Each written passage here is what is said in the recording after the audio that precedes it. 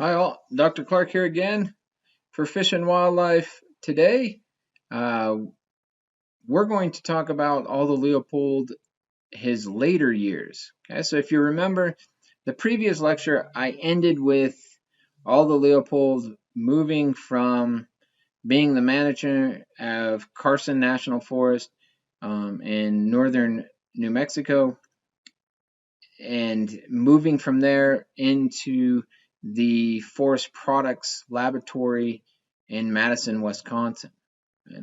And so we're going to pick up there after his time in Madison, Wisconsin. Again, remember that Aldo Leopold was trying, I don't want to say he was trying to get out of the Forest Service, but he was trying to allow for him to set roots somewhere with his family and start raising his family and making huge contributions to the United States in the form of either forest management or later game management or fish and wildlife management.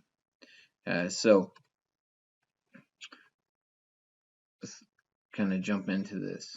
Okay, so um, in November in 1911, Aldo asked his soon-to-be wife, Stella, to marry him. Um, Now, remember that Stella was raised kind of in a large ranching family, and we're talking large. She was one of the five, her family was one of the five prominent families in New Mexico, Arizona region that had a ranching operation. So when Aldo asked, this is again a period of time where you would ask the father if you could marry his daughter, and her father said, maybe I have to check your family out first. And it all worked out. I mean, clearly that it didn't matter to Estella because Estella, and Aldo had been courting for a very long time, and she had wrote, "It doesn't matter what my father thinks, nothing's going to change my mind." They were married in 1912, okay, and they had a son, Aldo Stark, and he was a wildlife biologist at the UC Berkeley. Okay, so earned his PhD. They had a daughter, Luna, okay, and who was a geologist at UC Berkeley with a PhD.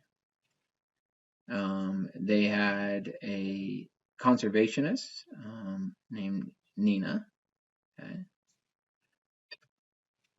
and then Aldo Carl was a PhD plant physiologist at Purdue University, okay, and Estella was a PhD botanist for the USGS.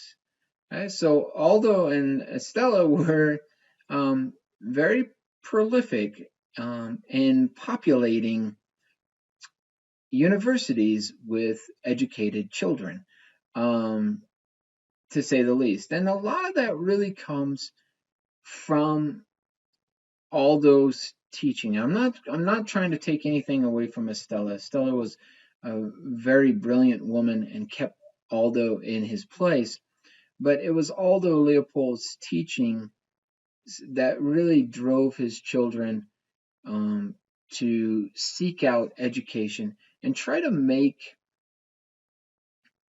try to make a difference in the scientific community. Okay. So here is the Aldo Leopold family. There's Aldo over here and Estella and their children. Um,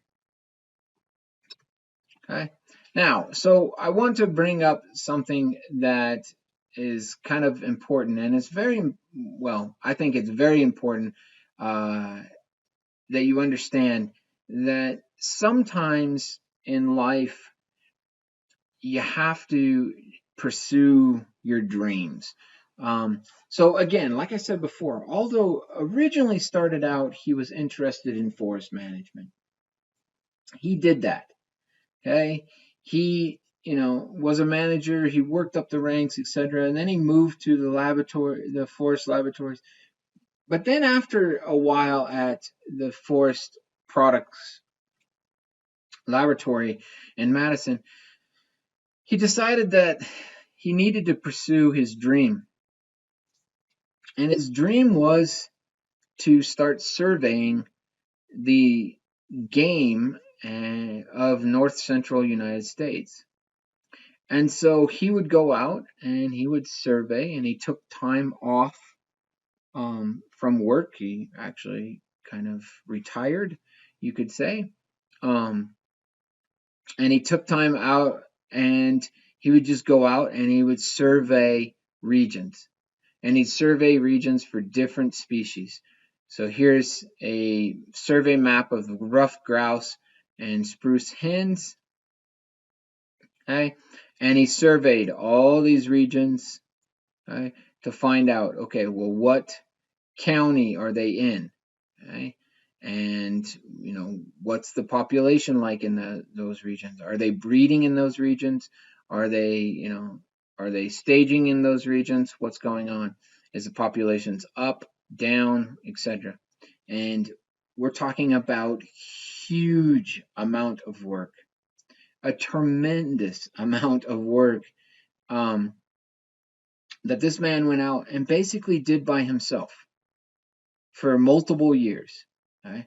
He would go out, survey game. He'd go out, collect birds. Okay? He would ban birds. He would shoot birds. He would, just do bird surveys. And it wasn't just birds, it was big game. It was predators. It was all kinds of things. And really, what he was doing is he was building up resources. He's building up maps and resources for a book that he was soon to publish. Okay? But Aldo did it by himself. No one asked him to do this. He just found that there was a need. We did not know enough about the game birds, about the big game animals, about, small game animals, rabbits, hares, those kind of things. We didn't know enough about them. We didn't have maps to show where they were located, and Aldo went out and did that. Okay? His time also away from the laboratory products, forest products laboratory, also allowed him to keep on progression or keep on driving home the need for wilderness areas. Okay? And driving home the need for refuges for wild animals, refuges away from cars, away from machinery and this kind of stuff, and wild places for wild things is what he wanted. Well, in 1933, because of his work with creating a bunch of game maps and mapping out the north central wild animals, University of Wisconsin came a knocking and asked him to become the very first professor of game management in the nation. He was the very first professor of game management in the United States, and that started at the University of Wisconsin in the Agriculture Economics Department. So you can see here, Aldo, again, some kind of critter, okay, taking mass measurements, length measurements, these kind of things. And he did this. He did this so he could create the very first game management book. Okay? And so Game Management by Aldo Leopold was the very first fish and wildlife management textbook. Okay? And Aldo finished that book in 1933, and he taught at the University of Wisconsin-Madison as a professor of game management. So when we talk about fish and wildlife management, here's the father of fish and wildlife management. Here's the individual that started it all. Okay? Now, what was his upbringing? It was a tie to the Forest Service. Okay? It was trees. So when we think about game management or fish and wildlife management, we need to realize that you can't just manage the animal. You have to manage the habitat. You have to manage the soils. You have to manage the vegetation. And that's how you manage the animal. And Aldo Leopold knew about this. Aldo Leopold knew about this because of his training as a forest manager. Okay? Now, there are lots of things that drove him into writing a game management book and becoming a game management professor. And a lot of that came with his time in the Forest Service. And so a couple of stories about that were hunting trips that Aldo Leopold would go on, okay, where the goal of the hunting trip was to see basically how many deer can you shoot? How many predators could you kill? Okay? And this was the goal of Aldo Leopold's hunting trips that he would take with friends when he was working for the Forest Service. Okay? But he soon realized that predator management programs were not doing the Forest Service any good. So during his time as the manager of Forest Service, they had anti-predator movements. Okay, so where there would be bounties on predators, and so they would pay, individuals for the head of cougars or the head of coyotes and wolves and whatever it was. If you could kill a predator, bring it in, you're going to get paid for it. And Aldo Leopold thought these were great when he first started as a Forest Service, and he pushed them very hard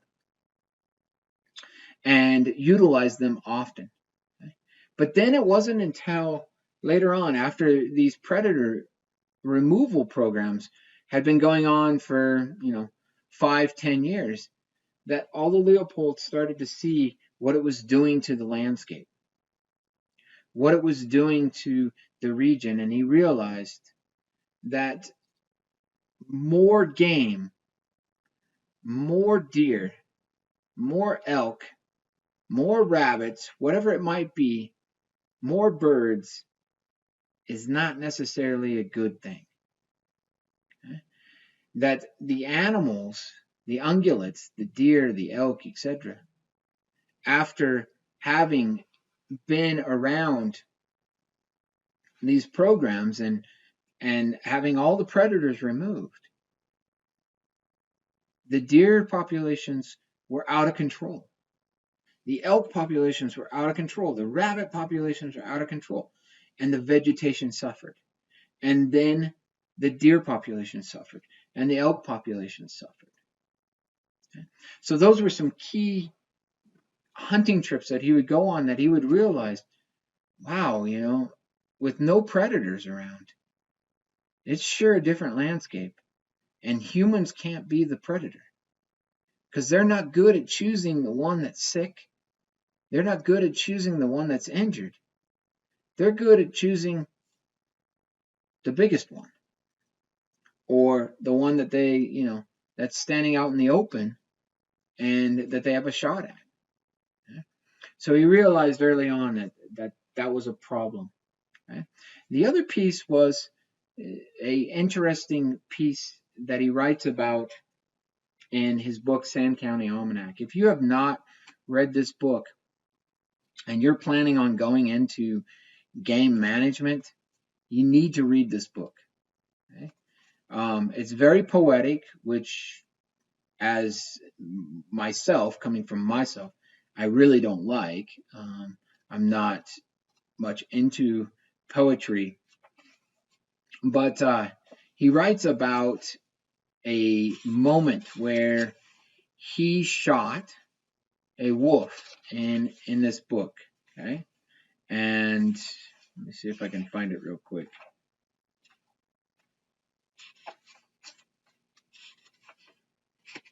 Okay, so he writes about it. I'm going to read a little bit of a passage because this also drove home the need for a game management textbook and the need for a game management service.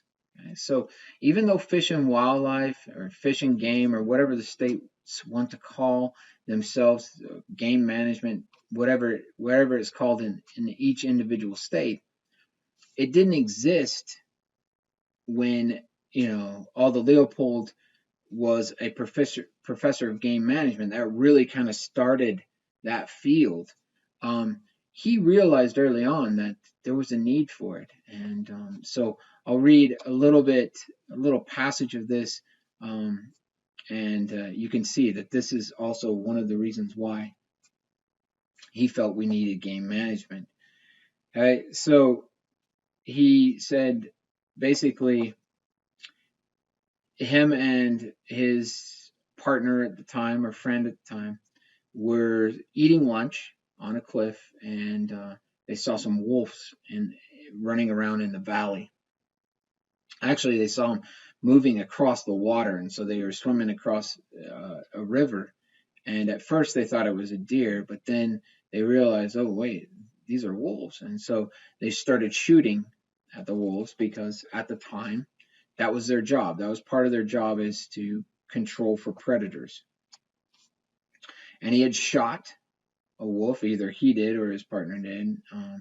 And at any rate, this is what he writes about when he reached the wolf. Okay, he said, "We reached the old wolf in time to watch a fierce green fire dying in her eyes. I realized then and have known ever since that there was something new to me in those eyes, something known only to her and the mountain. I was young then and full of trigger itch. I thought that because fewer wolves meant more deer, that no wolves would mean hunter's paradise. But after seeing the green fire die, I sensed that neither the wolf nor the mountain agreed with such a view."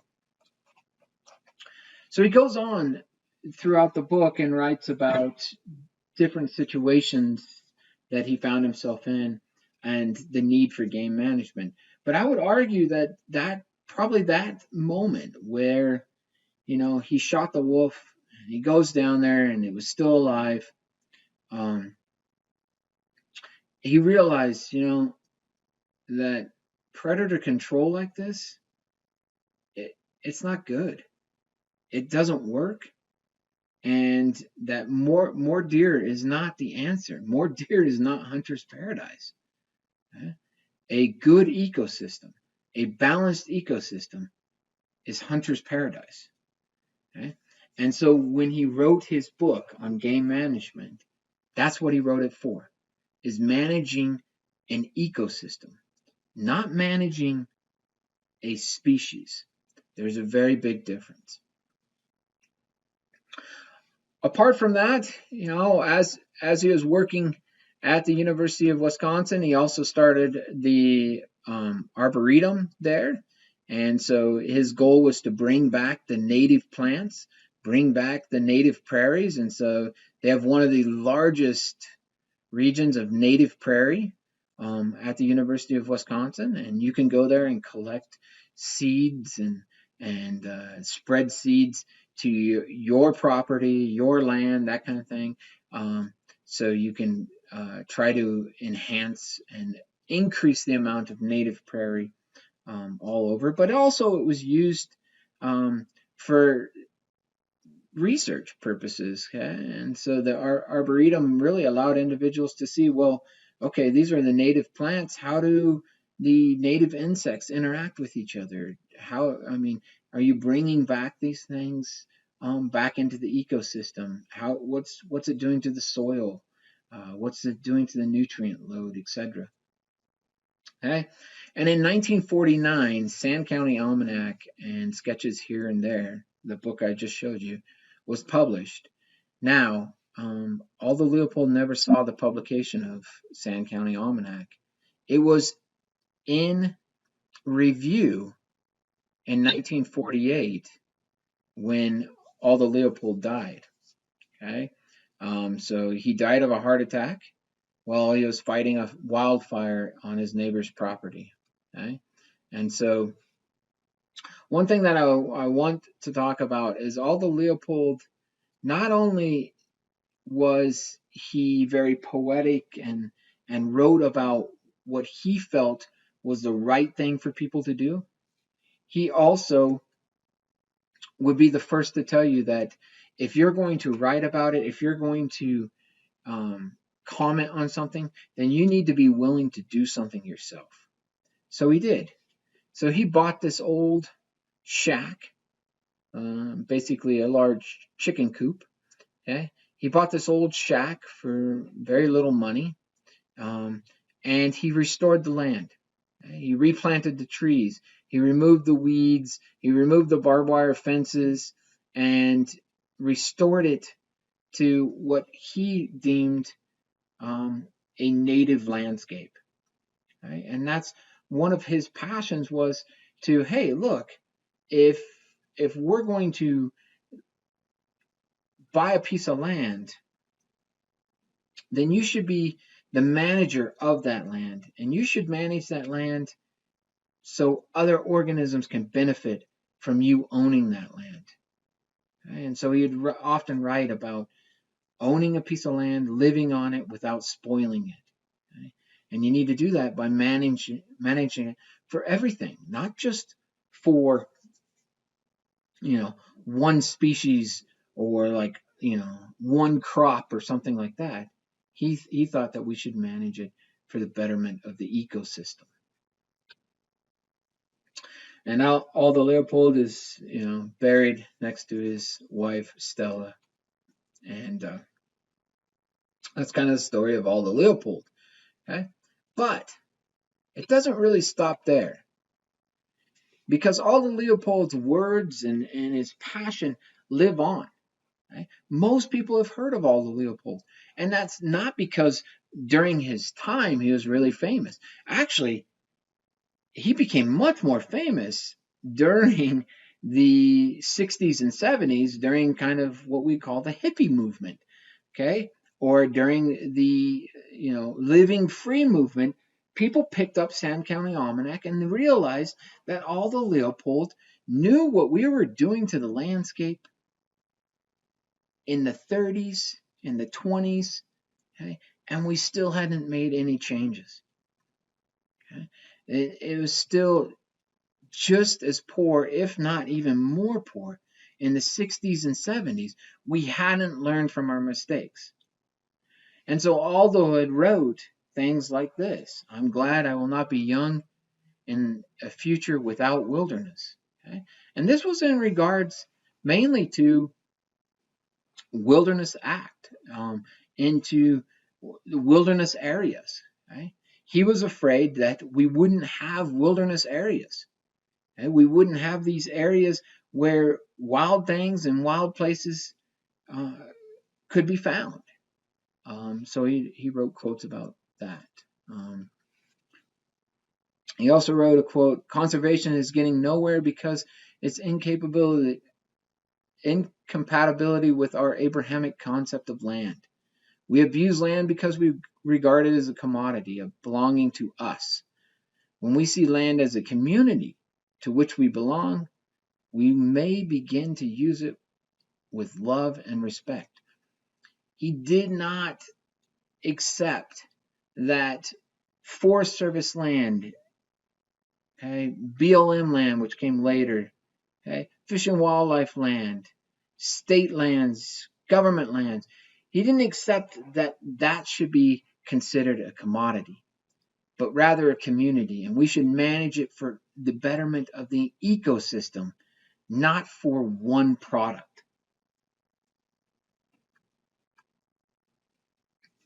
He also wrote about the problem with advancements in society. He says that there are two spiritual dangers in not owning a farm. One is the danger of supposing your breakfast comes from the grocery, and the other that the heat comes from the furnace. And I'd argue that we still are in danger of this. There are too many people managing systems, too many people making decisions about how to manage systems that don't realize where breakfast comes from, or don't realize that connection, or where heat comes from. Okay? They just take it for granted that they always have electricity, that they always have heat, and that they'll always have breakfast at their table. And so the management of an ecosystem, not only from a farm point of view, but an ecosystem in general, managers need to know what that ecosystem does. How does it clean water? How does it clean air? What support system does it provide? And what happens if it's gone? Okay? He also wrote about educating and too much education without experience. One of the penalties of ecological education is that one lives alone in a world of wounds. Much of the damage inflicted in the land is quite invisible to laymen. An ecologist must either harden his shell and make believe that the consequences of science are none of his business, or he must be the doctor who sees the marks of death in a community that believes itself well and does not want to be told otherwise. So he basically is saying, look, even ecologists are guilty of this because they're either not doing anything and turning a blind eye, or they're going against the grain and they're trying to change it by themselves. And basically, neither one is going to get you anywhere. If you've never watched Green Fire, Aldo Leopold, and the Land Ethic for Our Time, I highly suggest watching this video. You can get it at libraries occasionally. You can rent it. We don't have a free copy at Western for me to give you to watch, but please watch it if you get a chance. It's a great video on Aldo Leopold's life. And so some of the lessons that he learned, again, okay, predator management. You take all the predators and you get this. And when you get this nice, even browse line. No vegetation underneath, no vegetation as high as the organism can reach, and your forests suffer. There's no regrowth. A tree falls down, there's nothing to replace it. Okay? The predators manage the populations which allow for forests to survive. We've learned this lesson many times with the removal of wolves in Yellowstone, with the removal of cougars in Zion National Park. Okay? We've learned this lesson with the removal of predators like sharks in the ocean. It's not just terrestrial landscapes, it's aquatic ecosystems also that suffer when you remove the main predator. And humans are not a good predator. We do not pick out the sick, the ill. We pick out whatever we can take, which is often the genes of the population that need to be there. The strongest individuals. We're not taking out the weakest individuals. Predators take out weakest individuals, or the diseased individuals, or the injured individuals. All right, so linking Darwin to Leopold real quickly. Bunch of quotes from Darwin. A man who dares to waste 1 hour time has not discovered the value of life. Charles Darwin. A moral being is one who is capable of reflecting on his past actions and their motives, of improving some and disapproving of others. Learn from your mistakes. Charles Darwin. The love of all living creatures is the most noble attribute of man. Darwin. Okay? Now think about Leopold and his quotes. They should sound very similar. A lot of commonality between these two individuals.